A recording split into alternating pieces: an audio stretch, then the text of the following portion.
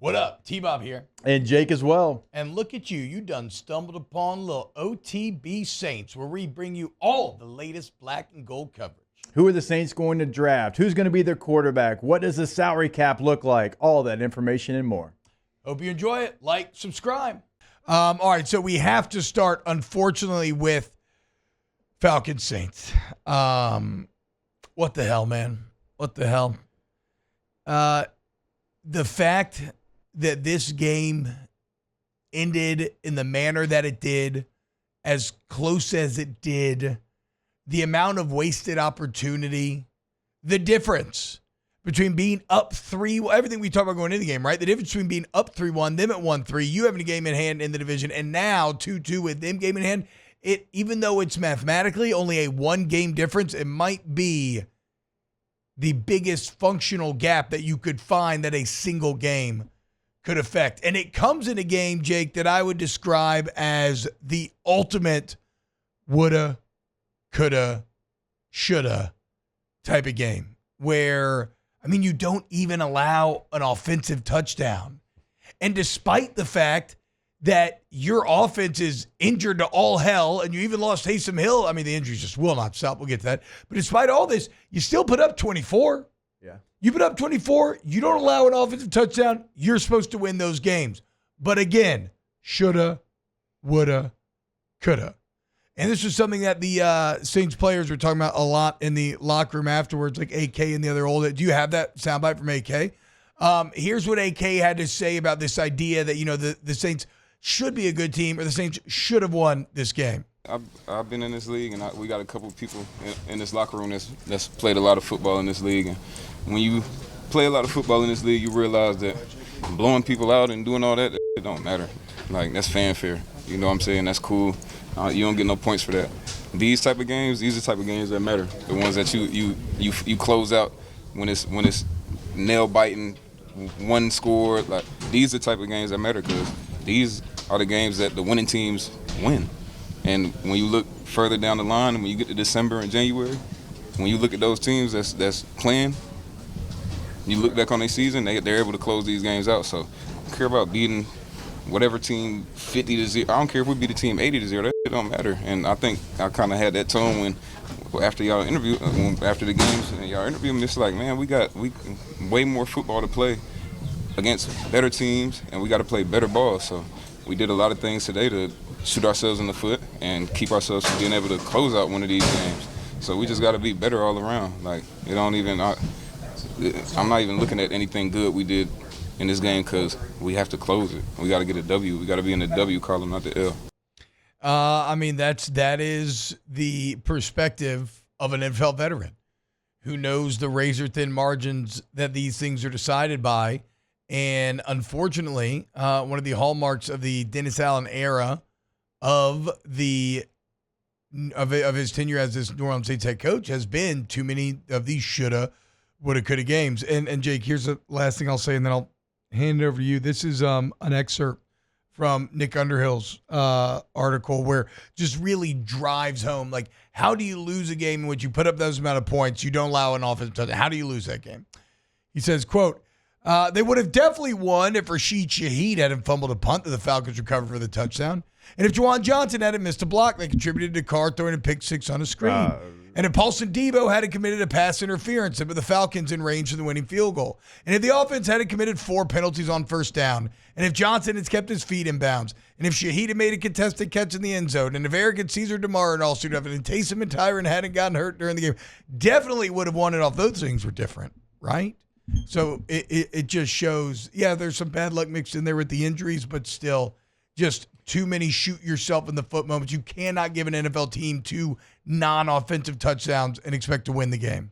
No, and I sent y'all this yesterday. The last team to lose a game while scoring 24-plus points and giving up 0 offensive touchdowns was the 1983 New Orleans Saints. Oh, wow, I missed that. It's crazy. Yeah. First time it's happened since 1983. I wasn't even born yet. And you still don't have a lead in this series since 1967. And unfortunately, unless you were to play in the playoffs now, you're still not going to have a lead in this series. So with all the things that, you came into this game with the injury report, a lot of things going against you, not going your way, and you're going on the road and you having the chance to win this game and having a lead late, yeah, it's a heartbreaker. And, I mean, there's 1,000 things, like you said, that we could point to. Derek Carr back to a lot of empty completions. That's not a good thing. 28 completions and only 239 yards. I thought AK actually ran the ball pretty well. Certainly, I thought the offense was fine. I mean, given the limitations they were going up against, like the game plan was to run, get the ball out immediately. I thought the offense was fine this game. They ran the ball really well. Yeah. I mean, between Taysom and AK, I thought it was outside of – it seems like sometimes they'll be in a great flow running the football between the tackles, and all of a sudden, like, hey, we got to get a pitch. We got to get on the edge. And it's like, well, you can't get on the edge. Right now, with the way the blocking is working in front of the running back, you cannot get on the edge. That's really the only negative runs that they have. You got Rashid Shaheed back involved into the game plan. He didn't have any catches last week. He had 8 this week. I thought Chris Olave was great. It's just you didn't take full advantage of some of your opportunities. And like you said, you gifted them the game. Like Rashid Shaheed should never try to catch that punt. You are heels at 10 yards. Yeah. Maybe if you back up to the 8, we'll allow that. But he's running backwards towards the goal line. That ball's always going to end up in the end zone. That's what I don't understand on that one, Jake. And it's crazy because Shaheed's an elite punt returner. Like, he knows better than anyone. Like, and so, like, with an elite punt returner, you give him a little bit of extra leeway. Like you said, okay, you want to catch that ball inside the 10, you still shouldn't, but I'll allow it, but not running backwards, right? No. Like, if your punt return instinct is telling you, oh, no, like, okay, like my heels are set, like they're actually far off, he outkicked his coverage a little bit, like I'm going to take this at the 5 and I'm going to try to make some, okay, I'll accept that. But running backwards over the shoulder, first punt of the game, after defense comes up with a stop, it was just so needless. And if you're a coach, you probably say it's selfish. Like, why go for that? You don't need that was just completely, there was no great outcome to that. And it goes from I don't care if the ball would have bounced up perfectly and you're at the 1, right? You end up gifting them a touchdown to start the game. And then, credit to you, I mean, you find a way to go and immediately take a 14-7 lead with a couple of great drives to kind of set the tone. But, I mean, how much better would 14-0 been? Yeah, and then so when Taysom goes out, it changes the dynamic of the offense. Yeah, we saw it when he missed last game. We saw him when he went out this game.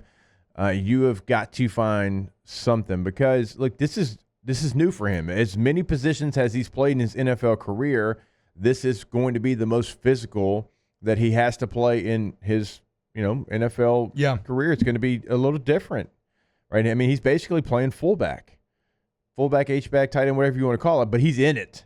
You know what I'm saying? And we keep talking about Kyle Juszczyk in that role. Well, Kyle Juszczyk has been molded to be a fullback probably his entire life, right? And he doesn't get hurt. He doesn't get injured. And even like that aspect of it. Sometimes you're going to be a little bit unlucky, but it is going to be, more taxing on your body. And look, Taysom's had injuries already before this year in his career. So it's great when he's in there, and he looked great. He had 2 touchdown runs, and everything's going smoothly. Awesome. But when he goes out, it feels like it just changes the dynamic and it comes to a screeching halt.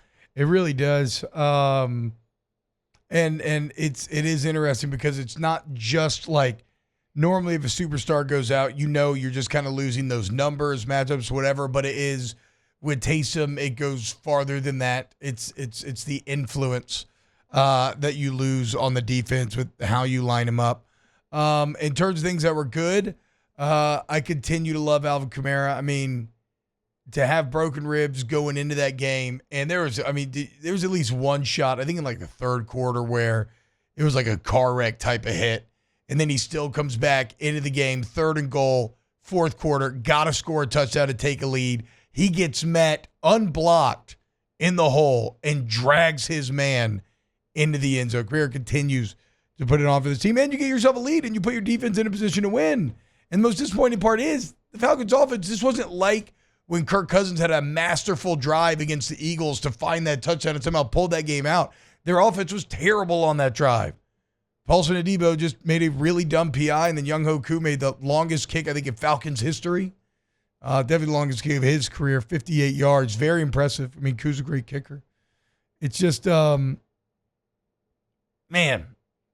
where does it end, dude? I mean, you get stopped on 4th and goal with 3.5 minutes left. At that point, you feel like that's the game. To still come back and find a way to take the lead and lose, It's also disappointing. You're only down 2 and Peyton Turner actually shows up with a strip sack. It's like if you manage to fall on that ball, that's points off the boards for Atlanta. You had a giant play to Olave taken back due to an illegal motion. You lose Willie Gay, Tyrann Mathieu, Taysom Hill all during the game. It's wild, man. It's wild. Again, shoulda, woulda, coulda. If you're New Orleans Saints, and this is one of those sort of mental haymakers, Jake, that will make a breaker team. And to be honest, if you look at the Dennis Allen culture up to this point, I don't think that I feel great about this locker room necessarily surviving this. I mean, you got DA in the postgame talking about how we could be 4-0, which is just, I know you're frustrated, but that's not how this works. Like, you can think that when you lay your head down on your pillow at night. You cannot say that out loud, because even in doing so, you implicitly allow the type of BS that stops you from being 4-0 and has you at 2-2. The critical errors that have to be unacceptable and have to be cleaned up. So again, there is good. There's a lot of good, in fact, but the result is all that matters. Like, again, I actually like the offense. I like Klint Kubiak. I really like how I like this game plan when Taysom was healthy, but in the end, you got nothing to show for it except a big fat L to your arch rivals, who, despite the fact that their offense did nothing, they sit there now. They're 2-2. They're up on you in the division, and everything has changed. And now you have to go on the road to Kansas City in your next contest. Yeah.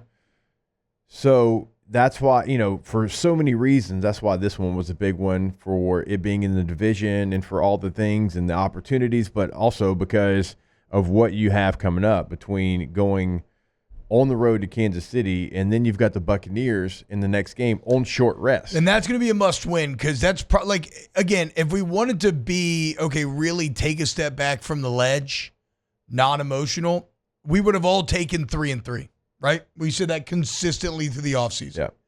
Yeah. So I don't think you're beating Kansas City, obviously, especially not in Arrowhead. That Bucs game is a must-win.